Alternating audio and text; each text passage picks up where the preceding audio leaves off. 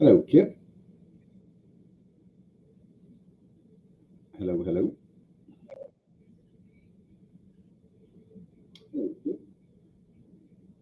Say something, Kip, so I can hear you.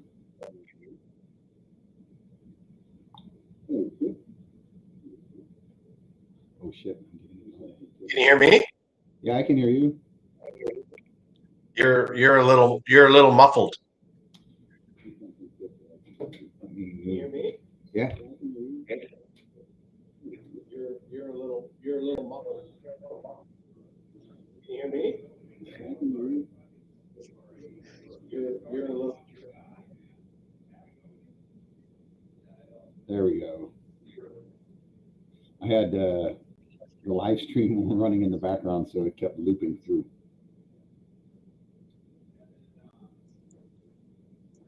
I can hear you. If you can't hear me.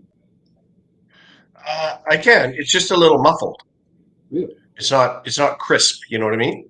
I do know what you mean. Mhm. Let me. Oh wait a minute. Let me see. Let me see.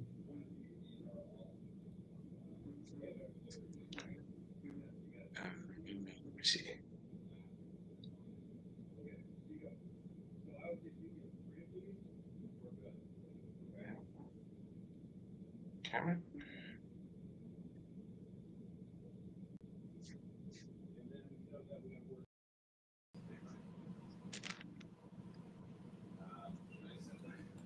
Does that sound better? Yeah, Oh, that sounds normal. somehow Yeah, I think sounded like you were like underwater or something, and it's well, obviously you're not underwater. So it is raining in Chicago, but no, not underwater. How are you? I'm good. How are you doing, man? Excellent. You're not on the island. I can see. No, no, it's I just closed it up on the weekend. It's pretty cold over there. I mean, it's really cold. Actually, I just walked out a little bit ago and 35 degrees and it was rainy and stuff. It's rainy here.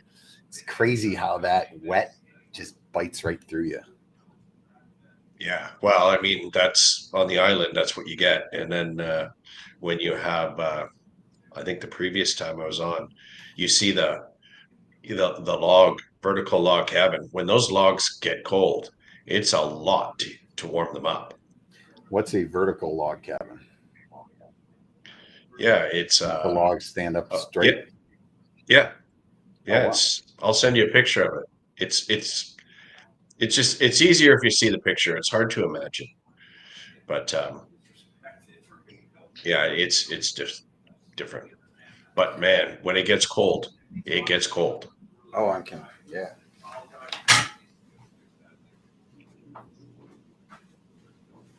Are you a skier? Do you head up to Whistler? Yeah, yeah. I go up every year. I've been going up for I don't know since I was 10, maybe. And is Yeah, Whistler I spent a lot of your time up that's your mountain of choice? there. Well, there's some really good mountains in the interior. The problem is when the snow is good, the driving's bad. So you don't like you want to go to Revelstoke or Fernie. I mean, the skiing's spectacular, but you got to get there, and it's a 7-8 hour winter drive, and closing highways, and I mean, it's much more difficult. Whistler is just easy. Hang on just a second. Yes, sir. Hello.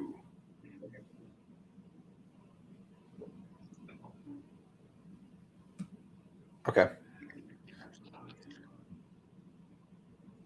Okay. No worries. I'm about to do my noon show, so I got to hop off of here. Um, but you're booked up for the rest of the day. Maybe tomorrow morning.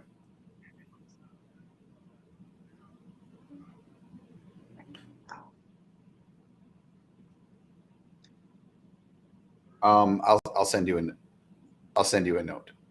Okay. Bye. So Fernie, I actually went to Fernie for my bachelor party 20 years ago, and we went. It was To summertime. ski? No, to go Oh, fly. in the summer. Yeah, And I've always been curious about the skiing there because it's unbelievable.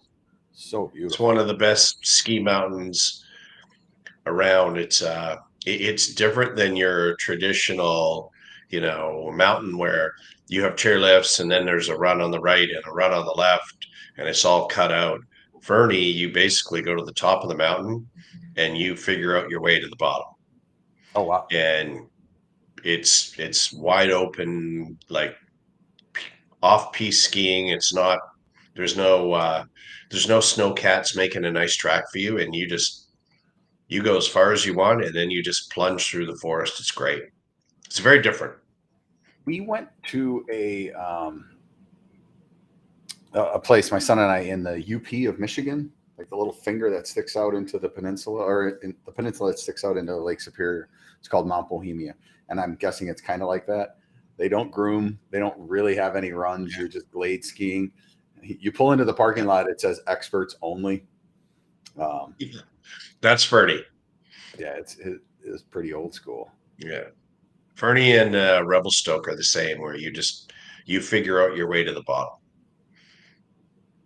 Not a lot of signs. I have a hard enough time figuring my way to the bottom. Well, the right spot at least. We ski in Colorado at Breckenridge, which is a pretty massive area, and if you get down the wrong run, all of a sudden you're at the bottom of the wrong peak, and then you got to take a bunch of lifts just to get over. Yeah. But yes, that's good fun. I just went and got my cortisone shots in the knees for the season this year. That stuff is absolute magic. Magic. I've already forgotten that my knees hurt.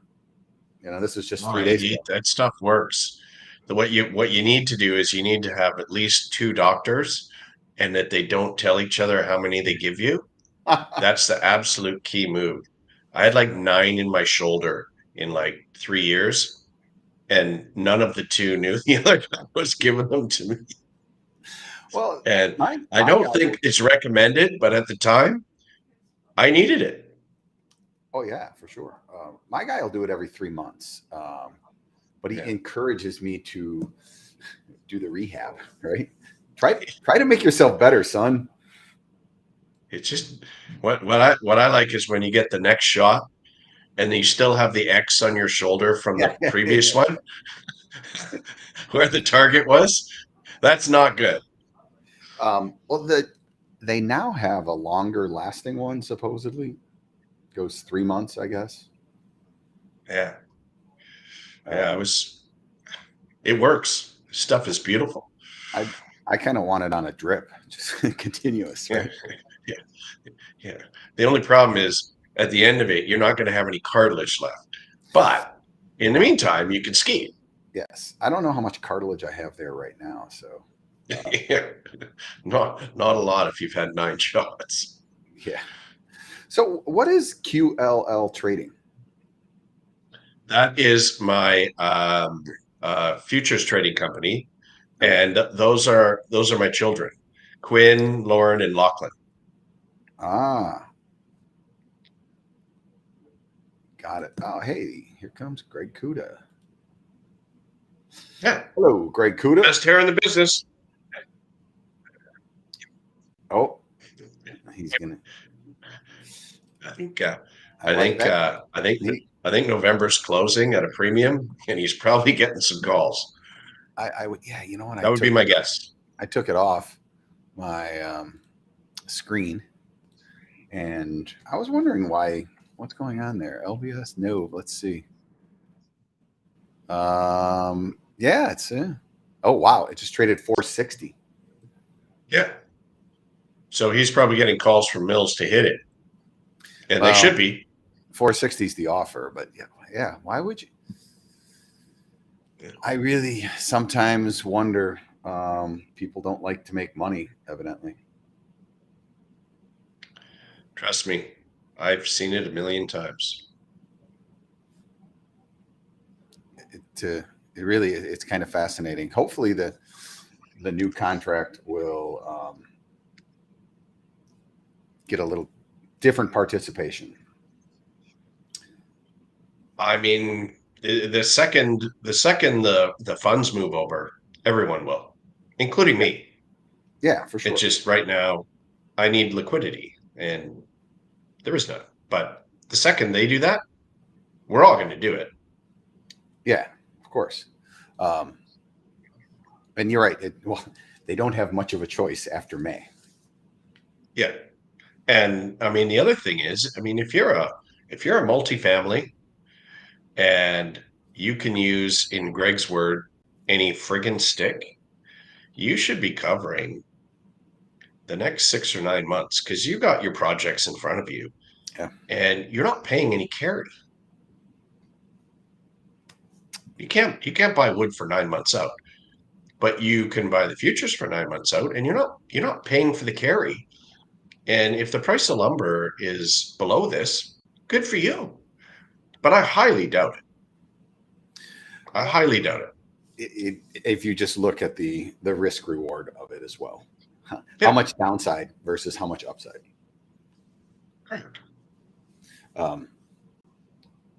And it's a terrible bet that I'm going to buy at 350 for the rest of 2023 versus I'm going to be paying 650, 700, which is very, very possible.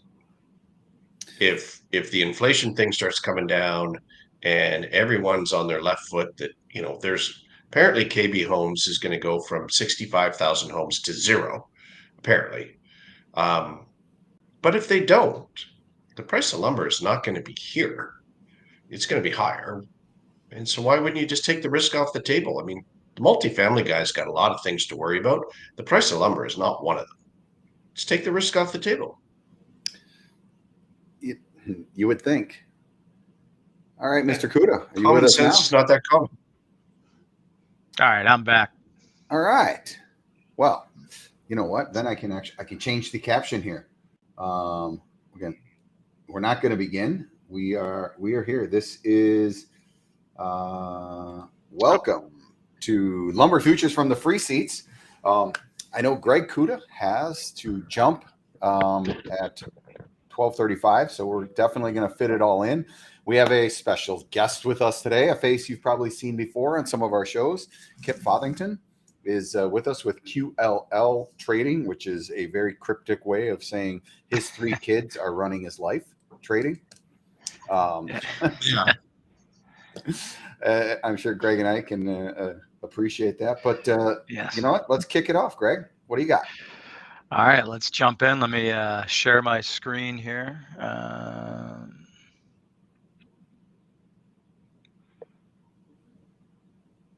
Let's see here. Share. There you are. Got it? Okay. All right, let's do this. Yeah, thanks for Kip for jumping on. Yeah, no, we'll start in the usual fashion and then filter into lumber. But you know, I think the big thing week over week is we've had fairly benign CPI, PPI inflationary reports, and they've been big tailwinds for a pretty big rally in equities here since last Thursday. And so you can see kind of the Dow, S&P, and NASDAQ have all moved higher.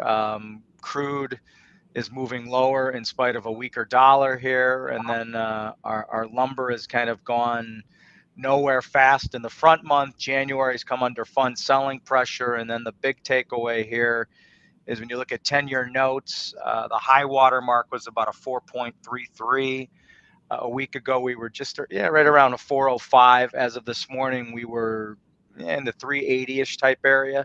So with these inflationary reports being more friendly that inflation's under control, the market, and whether you believe this or not, I'm highly skeptical, but the market is building in the fact that we're getting closer to terminal Fed fund rate, that the Fed can start slowing, and you're kind of seeing this play out in the markets right now. So when you look at the S&P, we talked about this a week ago, how the market was looking for any reason to get a Santa Claus type rally. A week ago, we were in that 38.50 area. Fast forward to this week, and we've popped all the way as high as 40.50. We had a breakout here, a big reversal, outside reversal breakout day. And so now, the upside objective above this 40.20, 40.30 area is a move up into the 40.90 to 4100 area, to kind of neutralize this and say that this is done. You'll close underneath this bar low, which is a 39.51. So the market's kind of raised its upside objective on equities, not just the S&P, but the Dow and NASDAQ. Life is good again.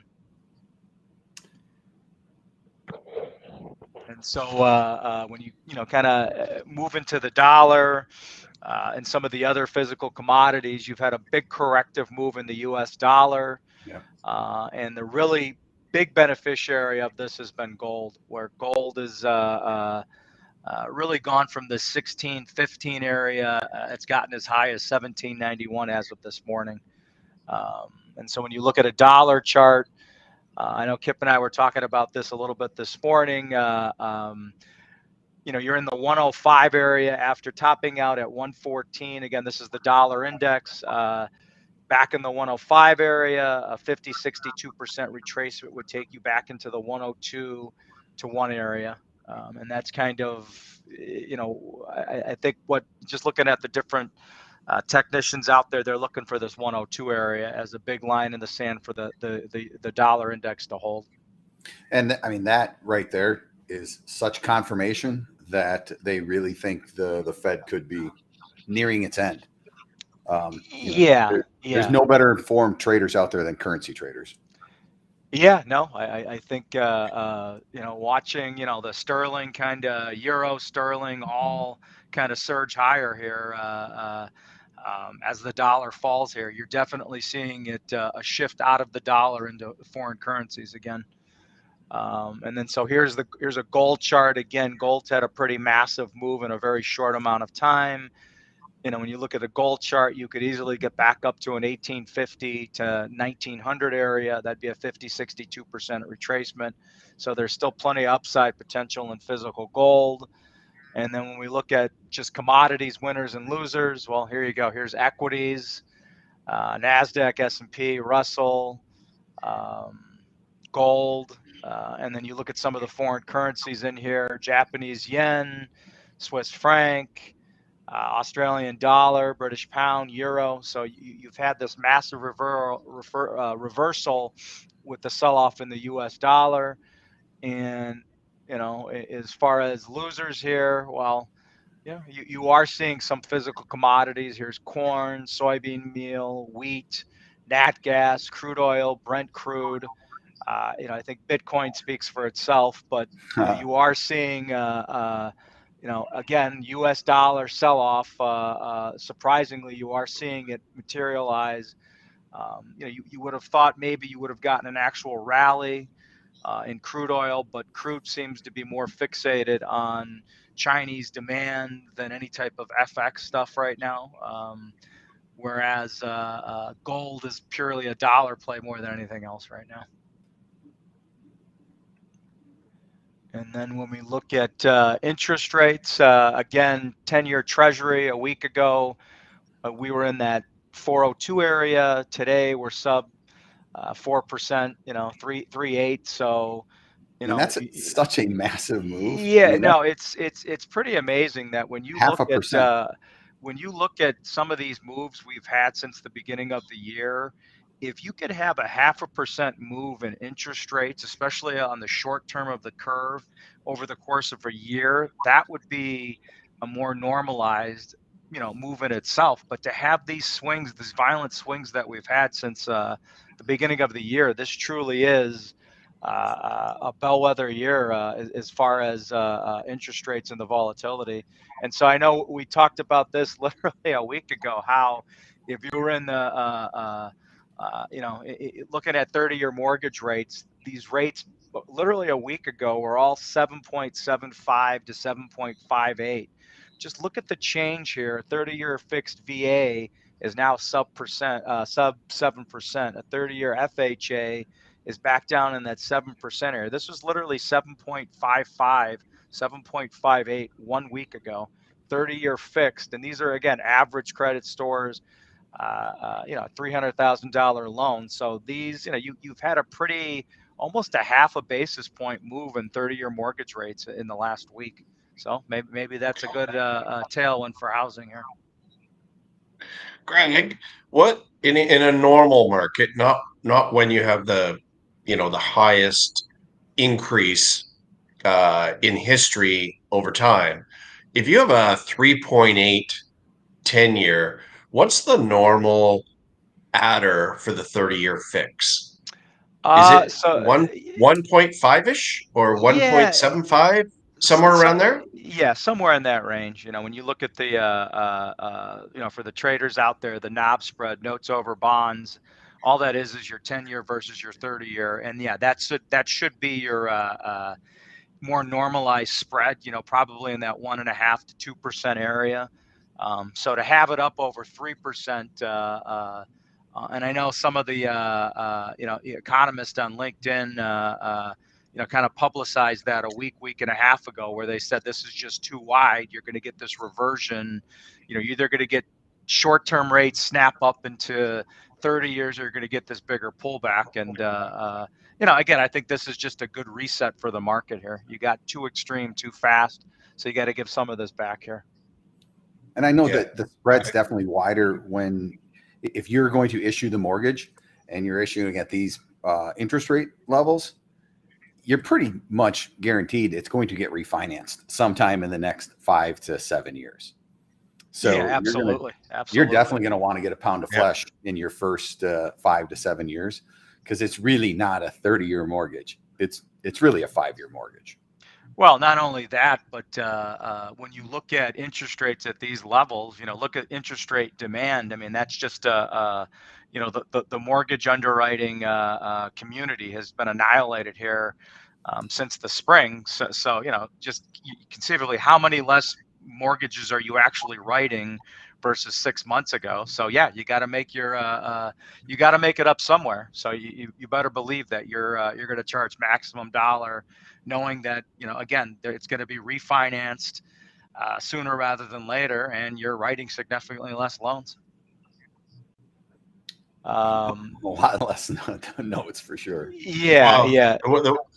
The one thing I read was 95% of all mortgages in the U.S. are like the median is around 3.5. So if you're in the refinance department at Morgan Stanley, you're probably out of a job. Yeah. You can work from home. Yeah. You don't need to come to the office. People are refinancing at 7. Well, no, and that's the we know that there's still a housing shortage, but who in their right mind is going to move to refinance at today's current rates? I mean, pretty much you're either being forced to move because of a job change, or to just say that the rates or money doesn't matter. Well, then you're just independently wealthy, where you're probably not even going to get a mortgage to begin with. I mean, outside of that, what's the incentive to move now? It's not very good. Nope. So we talked about that Fed fund terminal rate, and I think at the high water mark, this kind of prices out when the Fed, you can see basically into March of 2023 through May of 2023. If you would have looked at this literally a week ago, it was up around 5.25 to 5.5%. So already with these two, like literally one report in CPI, one report in PPI, life is good again, to where you've lowered this by anywhere from 1/2 to 3/4 of a basis from where, kind of the interest rate pundits out there think we're going to ultimately reach Fed funds terminal rate here, which is just pretty insane to have, again, this kind of change within a week. It's you're going to be hard pressed to find instances of this in history. You probably have to go back into the 80s to get these kind of swings. So again, we know that we had CPI last Thursday. Again, this is the amazing thing is that the expectation for CPI on Thursday was 7.9. It came in at 7.7, and you got a $1,200 rally in the Dow Jones. So it's not like, okay, it wasn't forecast at 7.9 and it came in at 4%. It literally came in 0.2% lower, and but it didn't come in at 10.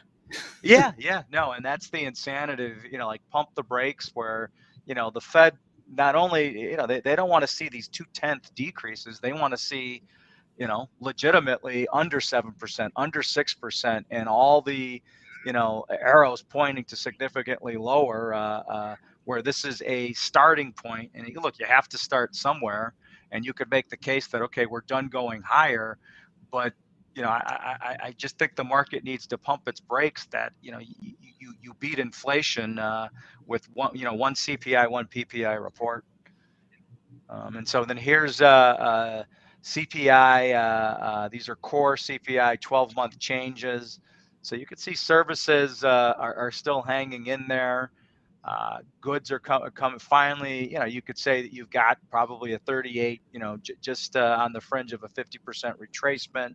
So your goods, and maybe this was supply chain driven, but the services aspect is going to be much more difficult to come down for the simple reason that you're not going to have deflation in wages at this point. People are fighting for those higher wages, and you're not going to rein that back in. I was explaining inflation to my neighbor on Sunday, and he just wasn't getting it. And I said, look, there was too much money sloshing around. People were more than willing to pay. You look at used car prices, right? And those are some of the things that have come back down. But in the meantime, the prices are still elevated, so people need to get paid more. So I think that services number is going to be the definite sticky one.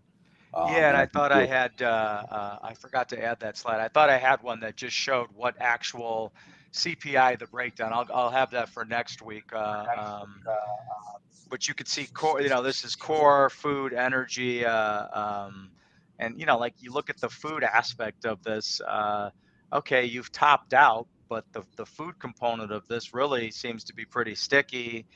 The energy component is less sticky, and we're still at a pretty high metric. Okay, we've topped out, but you got a long way to go.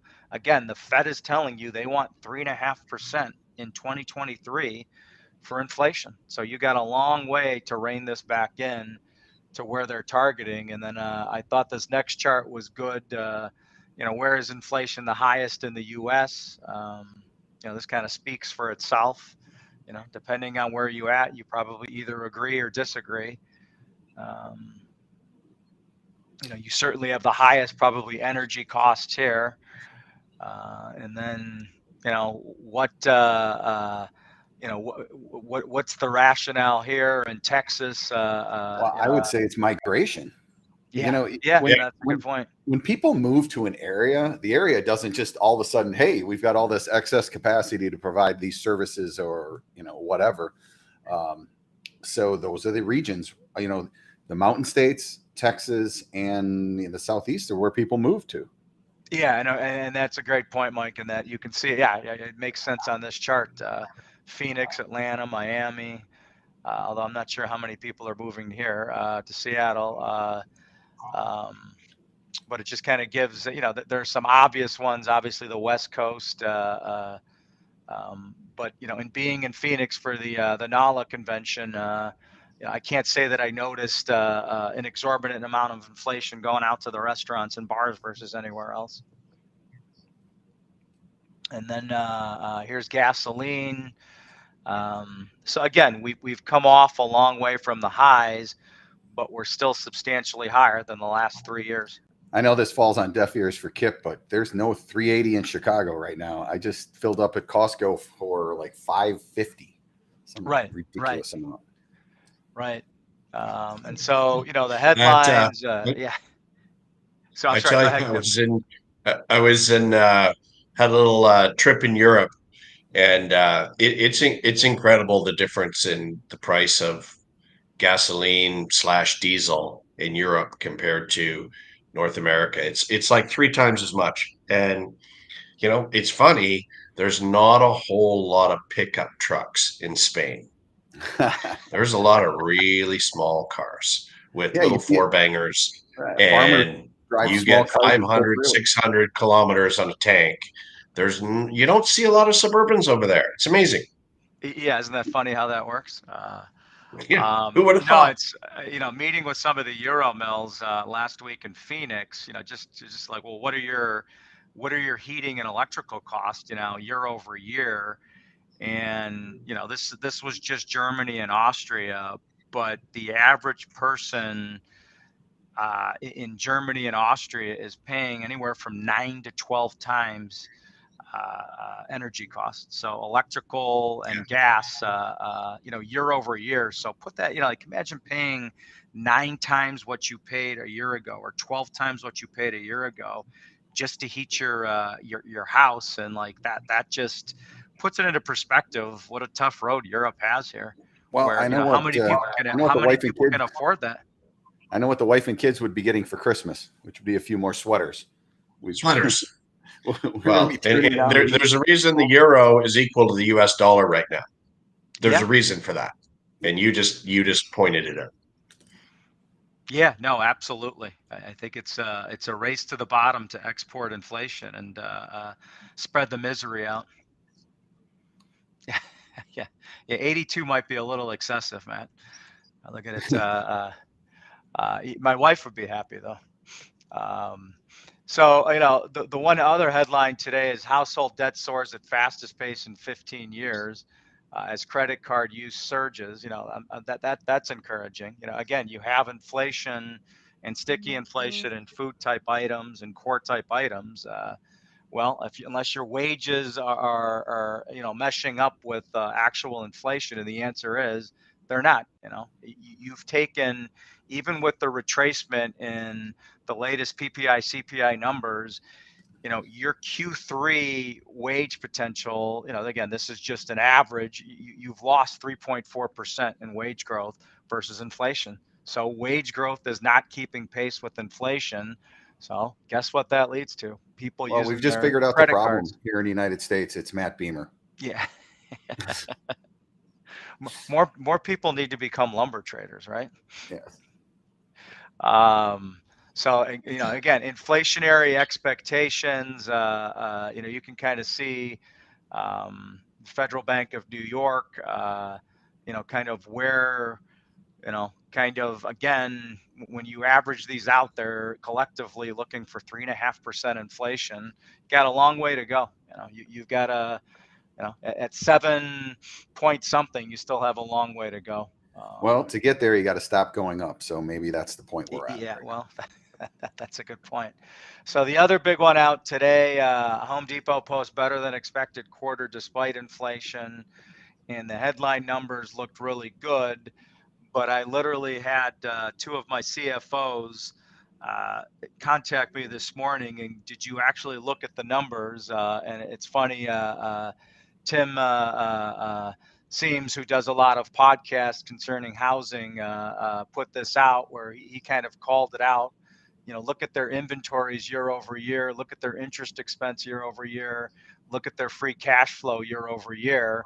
I don't know. It's questionable at best. Yeah, they had better earnings, but their forecast moving forward certainly is concerning.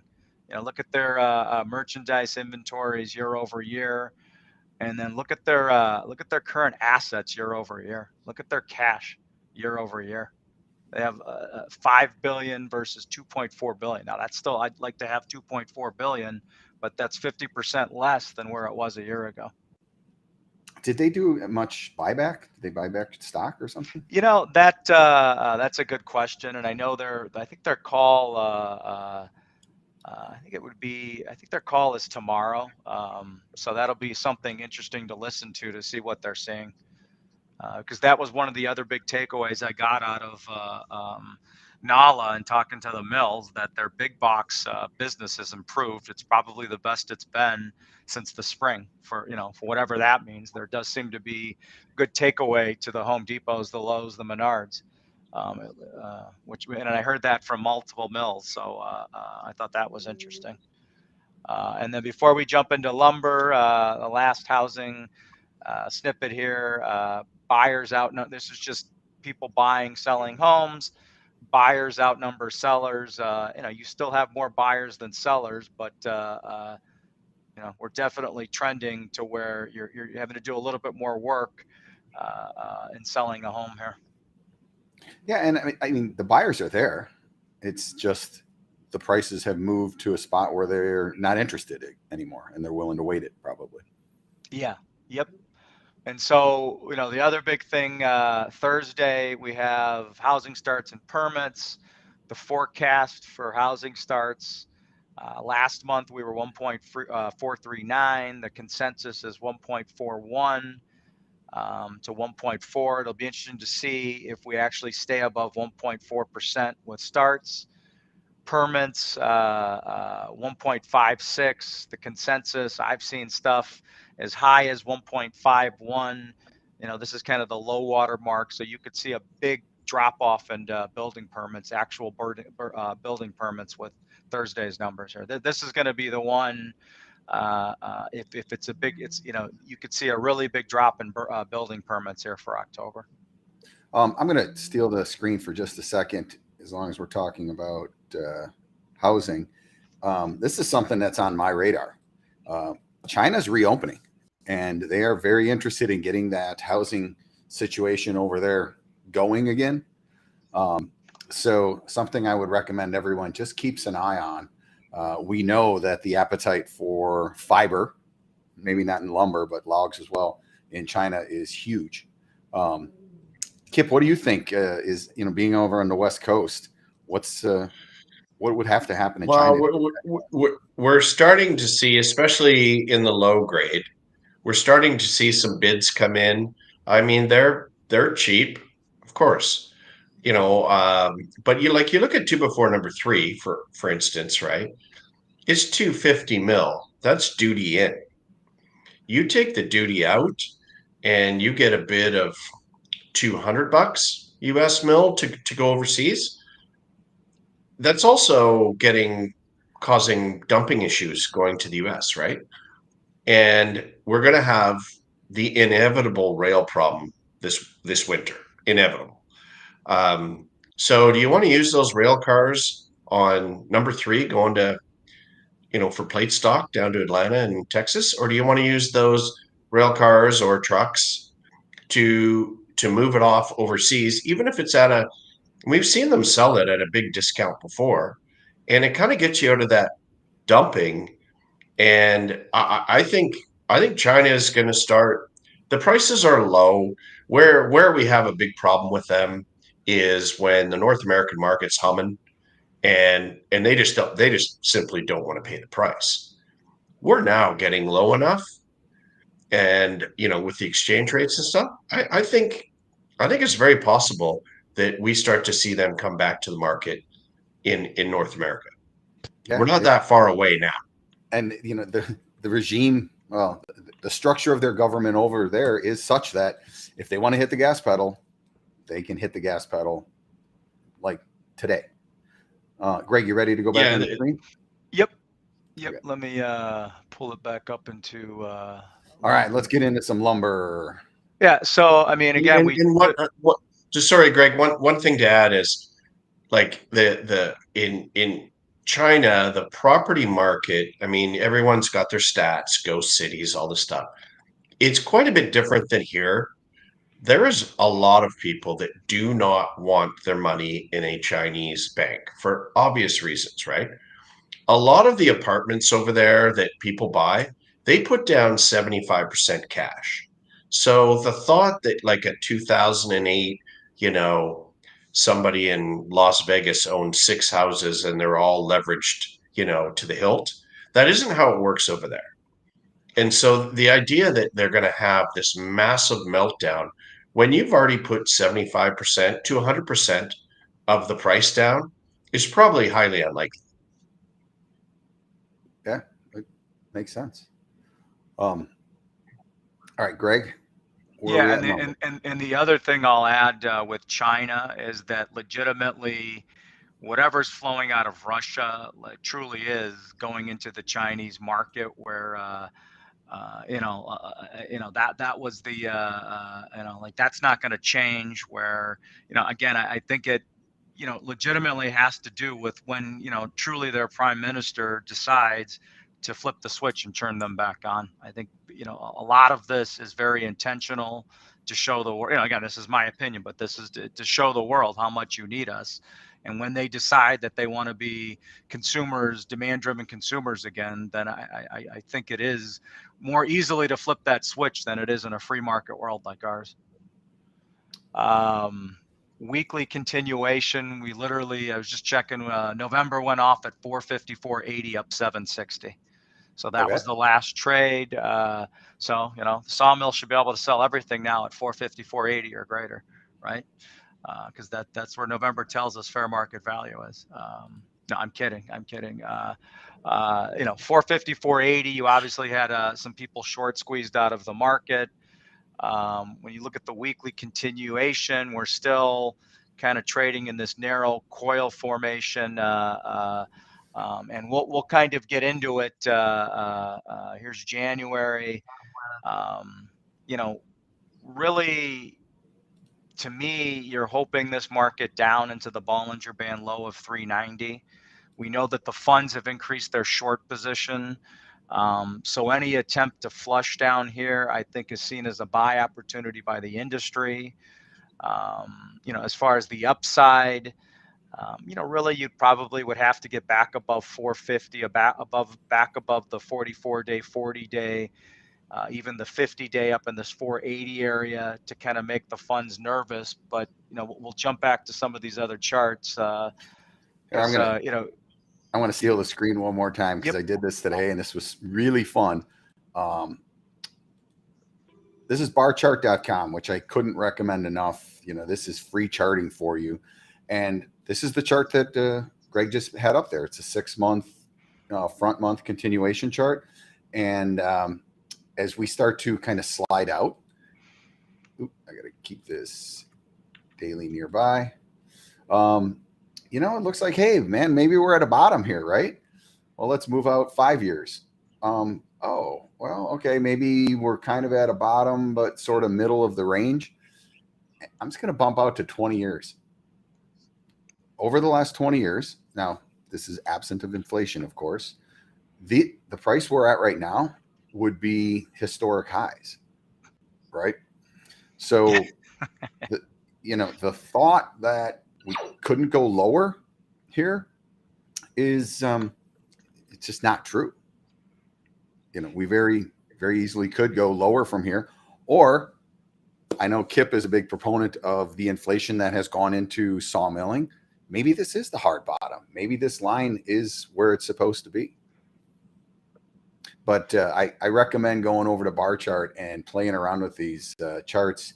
And just when you think you're all dialed in on what's happening today, you get a little historical perspective. Yeah. So I think, Mike, this is the ultimate chart. The line, is it the same old lumber and this was just an aberration, what we saw the last 2 years? Or was there this legitimate paradigm shift into we add inflation, we add higher costs? This is a different lumber market where we moved out of that 250, 275, 300 to 4.25, 450. The old way of doing it pre-2018, pre-COVID versus, have we truly changed to where the upside parameters are significantly higher, or at least the average mean price for lumber deserves to be higher? We're going to find out, pure and simple. We'll find out, because right now, when you look at managed money, and going back to hot girls are back, Mike. Look at that. See, Kip, you're on the show today, so we got hot girls that are interested. Oh, nice. Yeah. But when you look at the CFTC numbers, the funds, conceivably, if they're technicians, if they're looking at historicals or looking at the chart Mike just referenced, yeah, we can go back to 350. We can go back to some pretty extreme numbers and put your money where your mouth is. Well, look at the build and the fun, shorts yet again, where they've come plowing back into this market. I tell you, and then look at this, the commercials, the mills. We don't want to be short down here. This is the number one data point that we have today. If you don't look at this and say, whoa, you're missing out the total market structure. When 2/3 of the short interest is essentially fast money that has no vested interest in the overall market, that is just looking for, financial gain here. When they start to move, it's a snowballing effect. For sure. And again, I'd like to get Kip's take, but to me, this makes my job 100% easier to see these kind of moves. To know that the funds are back in at the lows, the perceived lows, seasonal lows. Knowing that commercial shorts. Okay, yeah, we can't short cover here, but we know that this can get significantly bigger. To me, this is the critical thing, because what other segment here is going to sell this market on further weakness? Once these guys stop selling, then what? Who's there to take their place? The answer is this is your catalyst at some point to go substantially higher. When they stop selling, this allows for a much bigger float back to the upside. Yeah, what do you think of that, Kip? Yeah, I mean, there's a couple things. I mean, clearly the open interest increase has been, them selling again. And I mean, you have to tip your hat to them. They've been selling since 800 or $750. They made a lot of money. They're not wrong. And they probably, it's 1% of their entire portfolio, and it's just computers doing it. They probably don't spend a lot of time on it. But the one thing that I'm sort of longer term, and I've said this in a bunch of different ways, but when you have 30 yellow pine mills and you have 30 owners, there is no, there's no coordination there, right?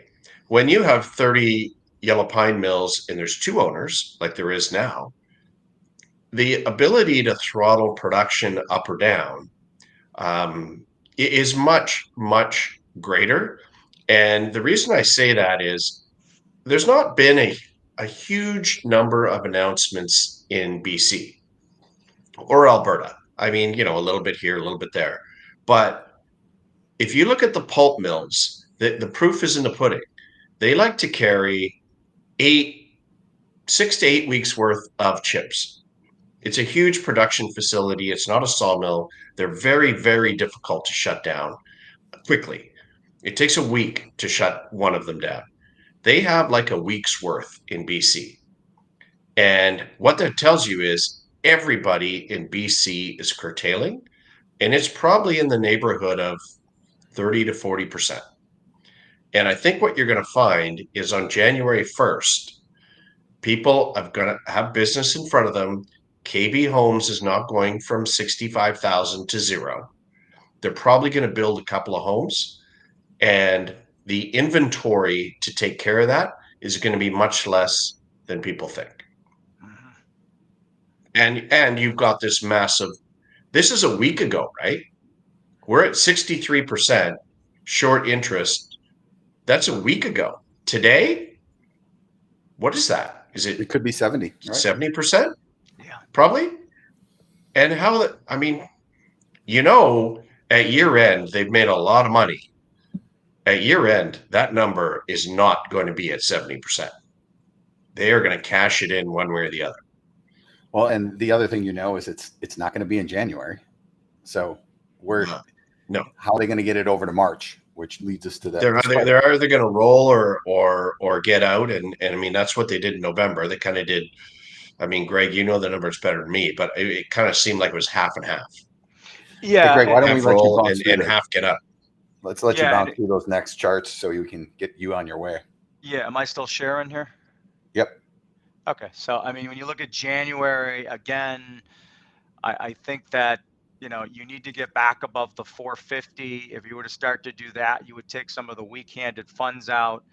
But you can see Bollinger Band high, Bollinger Band low. You're going to start to converge. So, really, you need to get back above 450, 480 to project any hope of 500 to 530 plus. But this is if you fail to break out here, then it becomes very easy to see a breakout, a hard, severe breakout back to the upside. Look, you're either going to float around in a range, but with the funds adding to this position, the way that this works is they have to keep adding to this position. In order to break this market out to the downside, you need that continuous momentum. The second you let up off the throttle, then you can conceivably become the momentum and you could get a very violent move back up into this 480 to 500 area. And it has nothing to do with the fundamentals of lumber. It has everything to do with the commodity funds just saying we want out. And so that's the January chart. When you look at March, same thing here. Again, best case scenario is this spread goes 20 to 25 under. I'd love to say it's going to go out to 35 under. But the one thing I do know is that the funds are aggressively adding 100% of their position into January. So at some point, like Kip just referenced, they're either going to have to roll their position into March, or they're going to have to liquidate their January short position outright, or a combination of the two. So, this is where, from an industry standpoint, know what you're selling, know what you're buying. Look, you can say that January is a sell and you're in good company with the funds, but the second they let up off the throttle, Look out. You're going to have this big void in this chart to get to the point where it makes sense for commercials to either liquidate their longs or to see new commercial selling come back in. Commercials are going to be more than happy to replace the funds on any rally, but commercials are not going to chase the funds to the downside here, because when this fails, if this fails, and there's a high probability it will, the funds are going to be the catalyst. Just like they're the catalyst down, they're going to be the equal or greater catalyst back to the upside here. And I'm gonna, on that note, guys, I'm gonna jump off. Mike, I just sent you the slide deck if you want to reference it at all. Oh, perfect. It's just the basis stuff. Yeah, actually, you know what? I think See you, Greg. we'll good. wrap I that appreciate up. What? Maybe Kip and I'll give the kind of I appreciate it, guys. We'll talk soon. Okay. Thanks, everybody. Take care. Yeah, no worries. Yeah. So Kip, I think what we just talked about, or what Greg just talked about, we're kind of sitting on a powder keg here for sure.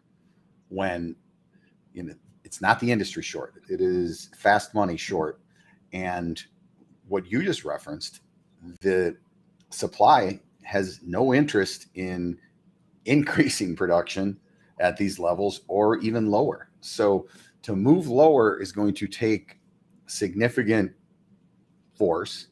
To move higher could happen rapidly. Well, and I think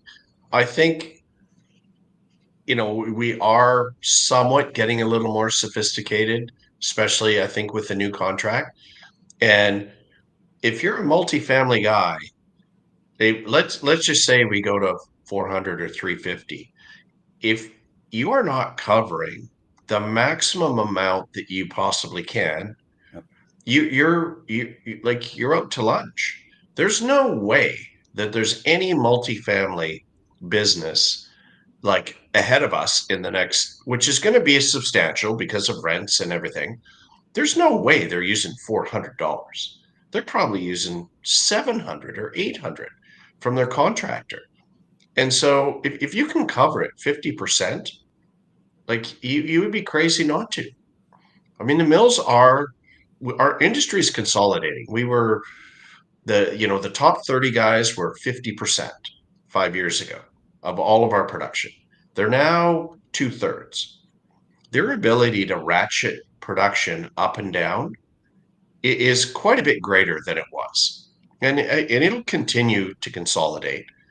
And they're making better decisions as opposed to I I am the low cost guy and I'm going to run and you're going to shut down. Those days are kind of over. They're now managing. Look at OSB. When's the last time OSB actually sold at a loss to the OSB mills? There's only 4 of them. They ratchet it up and ratchet it down, but they don't lose money making OSB. That's a great point. Here we've got an amazing comment here. This is from David Stalkop, and I wish I could show it all. So he was talking about the Asian market, New Zealand selling fumigated rough green, equal to $278 per thousand board feet in Southeast Asia. The rest of the comment is, I'm sorry, I'm sorry. The buyers there would absolutely switch to SPF in a heartbeat as soon as they see 250 per thousand board feet FOB Vancouver port, especially on 2x8 and wider. So look, everything's pointing to we're closer to a low point. The bids are coming in, starting to come in from China. Of course, they're low, but they've also paid a lot more than 250, right? So like the bids are starting to come in, and at some point, if they can't get enough, which we do have a global wood shortage, and the other thing I think is there's a chance the Europeans, this year is going to be about 2.3 billion shipping to the US on a 60 billion foot market, with the spruce beetle thing kind of rushing through, and it's kind of use it or lose it. There's a chance we get less wood from Europe next year and more goes to China, as it has in the past. Yeah, there's a very good chance of it. There's a chance we just get less wood from Europe being made because the energy costs over there are so darn high. Well, that has something to do with it as well. Yeah. So I think if today wasn't November 15th, if today was January 1st, there would be a lot more PO books sitting out in front of buyers, and they'd be a little more active. Everyone thinks the single family housing market's going to be zero Jan, Feb, March, and I happen to think it's not going to be zero. It's going to be way off, but way off. If you don't have any inventory, way off's a lot. And everyone I talk to is somewhere between 15 to 25% less than last year at the same time. And that's a big drop. We talk about a multifamily building. And it's a rental type structure. I mean, there is a new financial vehicle that has, I say new, there's interest in buying single family homes for rent. So as opposed to own or rent. Right. So as opposed to building a multifamily unit, what if I build a multifamily development? In other words, KB Home comes in, puts up 1,000 homes, and Blackstone walks in and buys them all. And it's exactly what's happened. It's exactly what's happened. We'll take the whole subdivision, and they have way more money, obviously, than anyone else. Right. And we're just going to take those 500, and we're going to rent them out. And in 10 years, we might sell them. But in the meantime, the rent more than pays for, the cost. Now, they're not going to pay today's price. They're going to pay a discount for sure on the actual structure. But with rising rents, that puts into the financial calculation around a rental unit that it makes sense, even with interest rates where they're at, to build a unit and rent it as opposed to park your money into a 5-year CD, if you would. It's in Vancouver. I mean, Vancouver's a little bit of a different real estate market. I get that. But in Vancouver, if you rent a house and do not buy the exact same house, your cap rate is somewhere around 1.3%. So if you are doing the math, you would be much better to rent a house in Vancouver and take that money that you would have spent and invest it, and hopefully you can make more than 1.3%. Oh, that's You're actually kind of stupid to buy a house in Vancouver today. The rent is so much cheaper. very, $3 million house costs you $6,000 a month. You want to rent that house every single time. So look, let's kind of wrap up my thoughts here. The knowns are out there. Interest rates are what they are. Inflation is what it is. The unknowns are, how much supply will come off as we go lower, and how much more demand can we mine out there? Like, is the China demand really going to come in? Potentially. Are interest rates done going down? Are the Wall Street buyers going to be underpin the market? So there's a couple things. I mean, and we talked about it, right? If the 10-year Treasury, the regular premium for the 30-year fix, we would be somewhere in the low fives. I mean, obviously interest rates have been going up so quickly, that's not there. But you would have a less than 5.5 would be over the last 30 years. That's where mortgage rates would be today. And if that does, you got to think it's going to start coming reversion to the mean. And, are we going to have way more lumber available? Well, we've had less this year than last year. Total North America.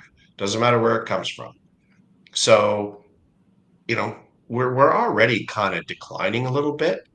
I do not think $400 lumber is the price in the first 6 months of next year. It could be $100 more, 150. I don't know. It's not going to be $400. I honestly believe that. Now, all things, we sound rather bullish on lumber. We very easily could go sideways from here. Like, if things stay calm, if nothing changes, absent of outside influence, we could just stay here at these levels and go sideways. We could have our usual, I mean, we've talked about it before, $130, $150 range for the year. 2019, I believe it was $130. Yeah.